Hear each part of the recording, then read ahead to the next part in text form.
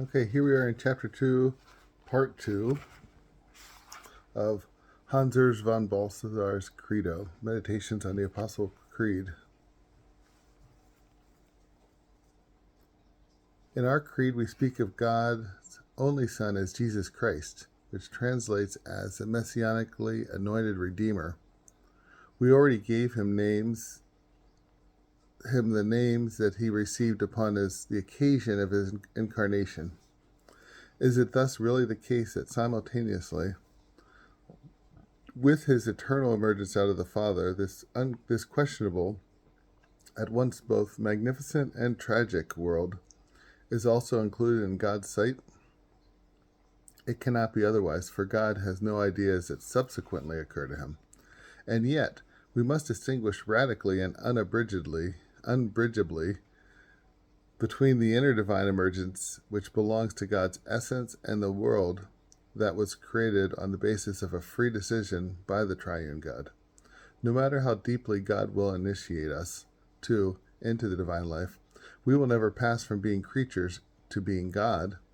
Why then is there a world at all? As a Christian, one can venture an initial answer. Nobody else can do so. If there must exist within God himself, in order that he be called love, a one and an other, and their union, that it is very good that the other exists, then the world is not, as in the rest of the monotheisms, a fall from the one. That is something, but by no means sufficient. And now matters become difficult, for if God decides to create free beings who can know and love him, he cannot harden them in goodness, but must allow them, whether they be angels or human beings, the choice between the yes and the no. And what happens if, as it is to be expected, they prefer the no? Naturally, God foresees from all time what he risks if he creates finite beings. The other is, in the first instance, the Son, and therefore other beings can be created only in the Son. Without him was not anything made that was made, John 1:3. Hence, if the world is to be risked and judged conclusively to be very good, it is the Son who is guarantor for the success of the venture.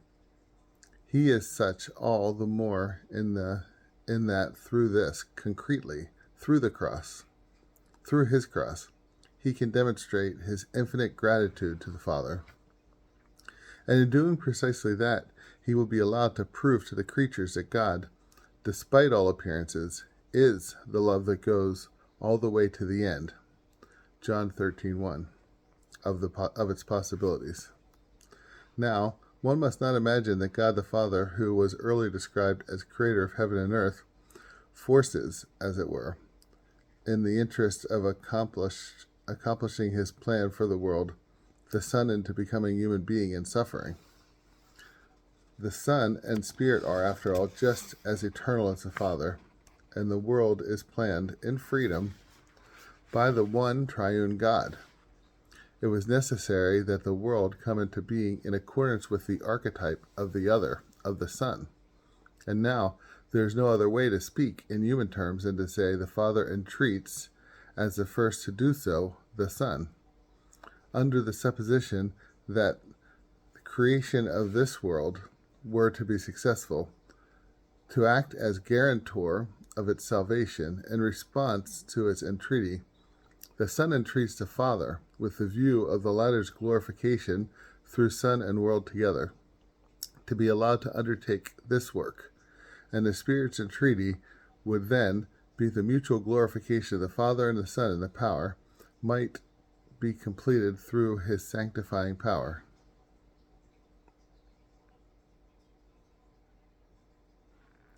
Does all that explain the existence of the world? By no means in the sense that the world appears as something necessary. God's freedom, through which we exist, remains unfathomable. But we may, together with the Son, our Lord, give thanks, Eucharistian, to the Triune God for our existence and salvation.